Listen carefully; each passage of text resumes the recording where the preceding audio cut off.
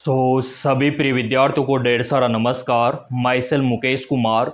आज के इस वीडियो में हम बात करने वाले हैं नीट 2026 काउंसलिंग के बारे में। काफ़ी ज़्यादा कमेंट आ रहे थे प्रिय विद्यार्थियों के, सर काउंसलिंग किस प्रकार से होता है, काउंसलिंग का फीस क्या रहता है, और यहाँ पे काउंसलिंग करवाने के लिए हमको कहाँ पे जाना पड़ता है, और इसके अलावा क्या डॉक्यूमेंट्स यहाँ पे लगता है। हर एक जानकारी मैं आपको देने वाला हूँ मेरे प्रिय विद्यार्थियों। काउंसलिंग अगर आप सही तरीके से करवाते हो ना, तो कम अंकों पे भी आपको गवर्नमेंट मेडिकल कॉलेज मिल जाता है। यहाँ पे आप देख सकते हो काउंसलिंग के काफी सारे नियम होते हैं, रूल होते हैं, जो आपको पहले से पता होना चाहिए। फर्स्ट राउंड का अलग नियम होता है, सेकंड राउंड का अलग नियम होता है, थर्ड राउंड का अलग नियम होता है, मॉपअप राउंड का अलग नियम होता है।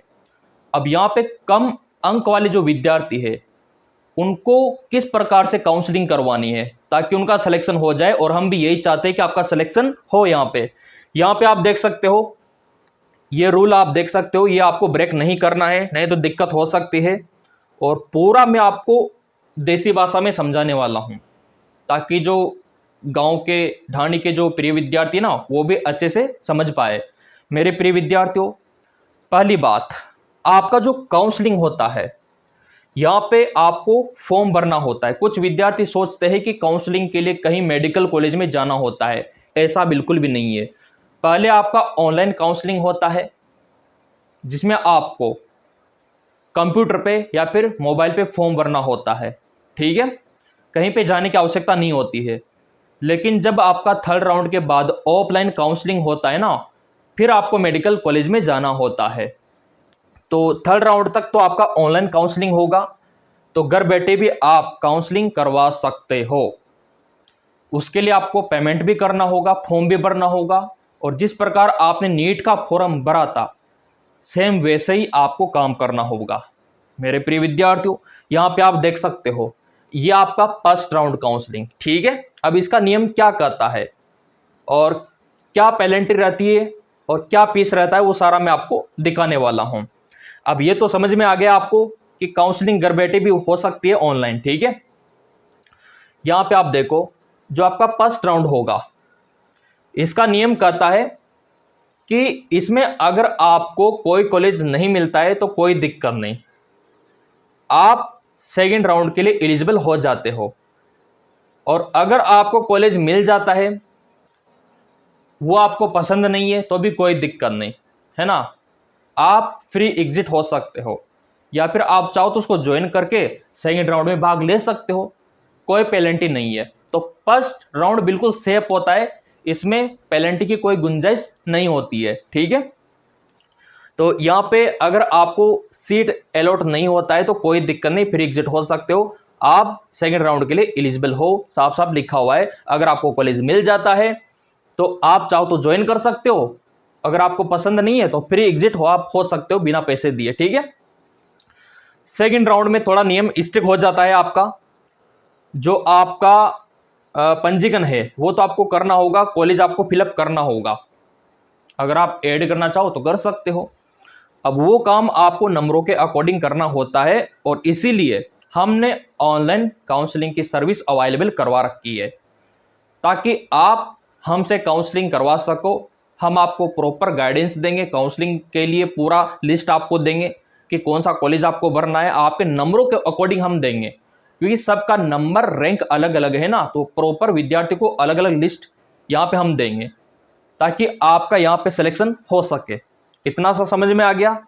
तो अगर आप हमसे काउंसलिंग करवाना चाहते हो तो दिए गए नंबरों पे व्हाट्सअप करके हमसे संपर्क कर सकते हो, गाइडेंस काउंसलिंग पूरा हम आपको प्रोवाइड करवाएंगे।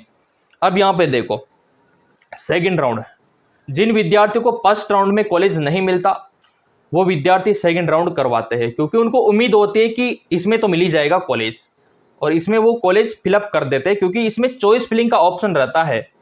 जो कॉलेज आपने फर्स्ट राउंड में नहीं भरे थे सेकंड राउंड में और ऐड कर सकते हो, क्योंकि चॉइस फिलिंग का ऑप्शन मिलेगा आपको, ठीक है। अब यहाँ पे कुछ विद्यार्थी बोलते हैं सर दस्तावेज क्या लगता है, तो देखो मेरे प्रिय विद्यार्थियों, आपका जो 10वीं 12वीं का मार्कशीट है वो यहाँ पे काम आएगा, आपका आधार कार्ड काम आएगा, और आपका यहाँ पे जो एडमिट कार्ड था नीट का वो भी काम आएगा, प्रवेश पत्र काम आएगा आपका। मैंने बोला था उस टाइम पे कि प्रिंट आउट एक अपने पास रखना प्रवेश पत्र का, या फिर फोटो हो तो प्रिंट आउट निकलवा लेना, कोई दिक्कत नहीं है, ठीक है। और पासपोर्ट साइज का फोटो काम आएगा, जाति मूल काम आएगा। तो ये दस्तावेज आप तैयार रखना, है ना, क्योंकि इसमें काउंसलिंग में आपको नहीं बख्शा जाएगा। एक भी दस्तावेज कम रहा तो काउंसलिंग से बाहर। अब यहाँ पे देखो सेकंड राउंड में क्या नियम है। अगर आपको कॉलेज मिल गया तो यहाँ पे देखो आपको यहाँ पे कॉलेज ज्वाइन करना होगा, और आपके पास में यहाँ पे ऑप्शन क्या रहता है, आप उस कॉलेज को छोड़ नहीं सकते। ये देखिए, not join security deposit will be forfeit. मतलब ये है कि सेकंड राउंड में कॉलेज मिलने के बाद अगर आप जानबूझकर उसको ज्वाइन नहीं करते हो तो आपका पैसा जब्त कर लिया जाएगा। आपका जो 5 से 10 हज़ार रुपये जमा होगा। अब यहाँ पे आप बोलेंगे सर पैसा कितना लगेगा काउंसलिंग का, वो भी दिखा देता हूँ, क्योंकि यहाँ पे लिखा हुआ है फॉरफिट, आपका जब्त कर लिया जाएगा पैसा, वो भी मैं आपको दिखा देता हूँ। पहले फीस के बारे में आप बोलते रहते हो ना, ये देखो फीस में थोड़ा सा आपको दिखा देता हूँ। यहाँ पे पैसों का मामला है तो दिखाना पड़ेगा आप लोगों को, है ना, आपकी जानकारी के लिए कि कितना पैसा लगेगा आप लोगों का। मेरे प्रिय विद्यार्थियों, यहाँ पे कैटेगरी वाइज आपका फीस रहता है। कैटेगरी वाइज जनरल ओबीसी का अलग रहता है, एससी एसटी का अलग रहता है। इधर देखो आप लोग, अगर आप जनरल कैटेगरी में आते हो ना तो आपका पंजीकरण फीस 1000 लगेगा। ये तो पंजीकरण फीस है 1000 रुपया, ठीक है। और यहाँ पे गवर्नमेंट कॉलेज के लिए जो सिक्योरिटी मनी आपसे लिया जाएगा वो 10,000 रुपया, जनरल वालों का 10,000 सिक्योरिटी मनी, है ना। और एससी एसटी वालों का देखो, आपका पंजीकरण फीस कितना 500 रुपया, और गवर्नमेंट कॉलेज के लिए जो सिक्योरिटी मनी रहता है वो 5,000 रहेगा। और ये वाला प्राइवेट कॉलेज के लिए है, प्राइवेट कॉलेज का ही है, 2 लाख रुपया सिक्योरिटी मनी। मतलब काउंसलिंग के टाइम पे अगर आप प्राइवेट कॉलेज के लिए काउंसलिंग करवाते हो तो ये पैसा आपका सिक्योरिटी मनी के तौर पे जमा होता है, तभी आपकी काउंसलिंग होती है। और गवर्नमेंट में ये पैसा आपको देना होता है जनरल वालों को। अब यहाँ पे आप बोलेंगे सर ओबीसी वालों को कितना देना होगा, तो ओबीसी का यहाँ पे आप देख सकते हो 5,000 रुपया, ठीक है, 5,000 रुपीज। और प्राइवेट के लिए 2 लाख रुपया। अगर आप प्राइवेट का काउंसलिंग नहीं करवाते हो तो 2 लाख की कोई आवश्यकता नहीं है। गवर्नमेंट के लिए कम से कम 5,000 रुपया आपके पास में होना चाहिए, ठीक है। ओबीसी का यहाँ पे आप देख सकते हो, और ईडब्ल्यूएस का देख सकते हो 5,000 आपका सिक्योरिटी मनी, और इधर 500 आपका पंजीकरण फीस, और पीडब्ल्यूडी का 500 पंजीकरण फीस और 5,000 आपका सिक्योरिटी मनी। कहने का मतलब जनरल के अलावा सभी का 5,000 सिक्योरिटी मनी और जनरल का 10,000। और यहाँ पे भी आप देख सकते हो सभी का 500 है पंजीकरण। जी हाँ, बिल्कुल आपने सही सुना, आपका जो पंजीकरण फीस है जनरल के अलावा सभी का 500 और जनरल का यहाँ पे 1,000। तो ये काउंसलिंग का फीस रहता है। और सेकंड राउंड में कॉलेज मिलने के बाद अगर आप उसको ज्वाइन नहीं करते हो तो ये पैसा जब्त कर लिया जाता है, एमसीसी एनटीए आपको वापस नहीं देगा। तो ये नियम रहता है सेकंड राउंड का। तो आपको कॉलेज सही से भरना होता है, जो कॉलेज मिला है उसको ज्वाइन करना होता है सेकंड राउंड में। अगर फर्स्ट राउंड में आप ज्वाइन नहीं करते हो ना तो कोई दिक्कत नहीं, ये पैसा आपके खाते में वापस आ जाता है। ये वाला यहाँ पे भी आप देख सकते हो, ये सिंपल भाषा में भी दिखा रखा है यहाँ पे। अनरिजर्व का 1,000 तो पंजीकरण और 10,000 आपका security money. S S T OBC PWD का 500 पंजीकरण और 5,000 आपका सिक्योरिटी मनी गवर्नमेंट के लिए। और प्राइवेट के लिए 2 लाख, सॉरी आपका, हाँ 2 लाख, ठीक है। ये रहता है फीस, और यही जब्त किया जाता है सेकंड राउंड में काउंसलिंग के दौरान अगर आप ज्वाइन नहीं करते हो। तो ये बात मैंने आपको अच्छे से समझा दिया, और इसी तरीके से आपको काउंसलिंग करवानी है। काउंसलिंग कब होगी उसके बारे में भी चर्चा अपन लोग करेंगे। तो यही बात यहाँ पे बोली गई है सेकंड राउंड में कि अगर आप यहाँ पे ज्वाइन नहीं करोगे कॉलेज मिलने के बाद तो आपका सिक्योरिटी डिपॉजिट फॉरफिट कर लिया जाएगा, मतलब जब्त कर लिया जाएगा, ठीक है। अगर आपको मिल जाता है तो ज्वाइन कर लो, कोई दिक्कत ही नहीं है।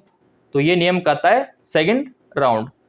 अब यहाँ पे थर्ड राउंड, जिन विद्यार्थियों को सेकंड राउंड में कॉलेज नहीं मिलता, उम्मीद रखते थर्ड राउंड तो मिलेगा, ये उम्मीद उनकी रहती है। अब यहाँ पे देखो नियम क्या कहता है। थर्ड राउंड का नियम ये रहेगा, यहाँ पे देखो आप लोग, कॉलेज मिल गया तो अच्छी बात है, और नहीं मिला तो भी कोई दिक्कत नहीं, आप स्टे वैकेंसी राउंड के लिए एलिजिबल हो, इसमें आपकी कोई गलती नहीं है। कॉलेज नहीं मिलता है ना, तो उसमें आपकी कोई गलती नहीं है, आप अगले राउंड के लिए शिफ्ट होते जाओगे। लेकिन कॉलेज मिलने के दौरान आप उसको ज्वाइन नहीं करते हो तो इसमें क्या सजा होगी थर्ड राउंड में।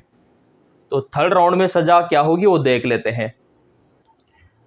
ज्वाइन एलोटेड कॉलेज, अगर ज्वाइन कर लेते हो तो अच्छी बात है, कोई दिक्कत ही नहीं है, और इसमें आप रिजाइन नहीं दे सकते मेरे प्रिय विद्यार्थियों। कॉलेज मिल गया तो आप रिजाइन नहीं दे सकते, है ना, साफ साफ लिखा हुआ है, उसको आप छोड़ ही नहीं सकते। और अपग्रेडेशन, मतलब जो आपका अपग्रेडेशन होता है उसके लिए तो आप जा सकते हो, तो अपग्रेडेशन तो सेकंड राउंड में भी कर सकते हो, ठीक है। और यहाँ पे आप देख सकते हो, ये देखिए एग्जिट विथ फॉरफिट, अगर आप कॉलेज मिल गया ज्वाइन नहीं करते हो तो ऑब्वियसली बात है आपका पैसा इसमें भी जब्त होगा, थर्ड राउंड में भी। मतलब आप फ्री एग्जिट तो बस फर्स्ट राउंड में कर सकते हो, बिना सिक्योरिटी मनी दिए बाहर हो सकते हो, लेकिन सेकंड राउंड और थर्ड राउंड में आप बिना पैसे दे बाहर हो ही नहीं सकते। कॉलेज मिल गया तो ज्वाइन करना होगा, मैं तो ये कहता हूँ प्राइवेट मत भरना, प्राइवेट मिल गया तो उसमें भी जाना होगा, मैं तो कहता हूँ बीडीएस अगर आपने भर दिया तो बीडीएस में ही जाना होगा। चक्कर वो है, तभी तो मैं चिल्ला चिल्ला के बोल रहा हूँ कि काउंसलिंग हमसे करवाओ प्रॉपर। थोड़ा बहुत पैसा लग रहा है, बाकी गाइडेंस तो सही मिल रही ना आपको, आपकी जिंदगी का सवाल है, और वैसे भी एमबीबीएस की सीट तो करोड़ों की होती है, थोड़ा सा गाइडेंस हमसे ले लोगे तो क्या ही फर्क पड़ेगा, है ना, वो वाली बात है, समझदारी की बात है। अब फिर आपका स्टे वैकेंसी राउंड होता है, और इसमें भी आपको चॉइस फिलिंग का ऑप्शन देता है यहाँ पे एमसीसी। मेरे प्रिय विद्यार्थियों, इसमें अगर आपको कॉलेज नहीं मिलता है तो इसमें कोई गलती नहीं है आप लोगों की, लेकिन कॉलेज मिल गया ना तो ना तो आप उसको रिजाइन दे पाओगे, है ना, और आपको उसमें दाखिला लेना ही पड़ेगा, नहीं तो पनिशमेंट तगड़ी होगी, क्योंकि इसमें सीट आप खाली नहीं छोड़ सकते, ये आपका लास्ट एंड फाइनल होता है, एंड होता है काउंसलिंग का, और लास्ट राउंड होता है। तो इसमें आपको कॉलेज लेना ही होता है, चाहे कोई सा भी आपको मिले, नहीं तो अगले साल नीट का जो एग्ज़ाम होता है वो भी नहीं देने देगा एनटीए। ये सज़ा स्टे वैकेंसी राउंड में होती है अक्सर होती है, ठीक है। तो वो वाली बात है, साफ साफ लिखा भी हुआ है, तो सोच समझ के काउंसलिंग आपको करवानी है। और काउंसलिंग मैंने आपको बता दिया कि घर बैठे भी आप करवा सकते हो, कोई दो राय नहीं है। दस्तावेज मैंने आपको बता दिया, और इसके अलावा यहाँ पे आपका काउंसलिंग रिजल्ट आने के बाद शुरू हो जाएगा। पहले तो आपका रिजल्ट आएगा, उसके बाद काउंसलिंग शुरू हो जाएगा। पहले ऑल इंडिया का होगा, फिर स्टेट का होगा, है ना, इस सीक्वेंस में चलेगा। एमबीबीएस बीडीएस का और बीएस नर्सिंग का साथ में होगा, आयुष का अलग होगा, ये भी मैं आपको बता देता हूं आपकी जानकारी के लिए। तो मेरे प्रिय विद्यार्थियों, हमारे इंडिया में जाने कितने मेडिकल कॉलेज है आपको पता नहीं है, और किस सीक्वेंस में काउंसलिंग करवानी है ये भी आपको पता नहीं है। तो काउंसलिंग का जो सब्सक्रिप्शन है वो ले लो आप, कोई दिक्कत ही नहीं है, ठीक है। दिए गए नंबरों पे व्हाट्सअप कर सकते हो, और सही तरीके से आपको काउंसलिंग करवानी है ना, तभी जाके आपको गवर्नमेंट मेडिकल कॉलेज मिल पाएगा एमबीबीएस के लिए। तो दिए गए नंबरों पे आप संपर्क कर सकते हो, व्हाट्सअप आपको करना है, कॉल मत करना, व्हाट्सअप, ठीक है, और उसी पे सारा जानकारी आपको दे दिया जाएगा। अधिक जानकारी पाने के लिए आप चैनल को सब्सक्राइब कर सकते हो, और वीडियो को लाइक कर देना, ये जानकारी आपको अगर महत्वपूर्ण लगी है तो।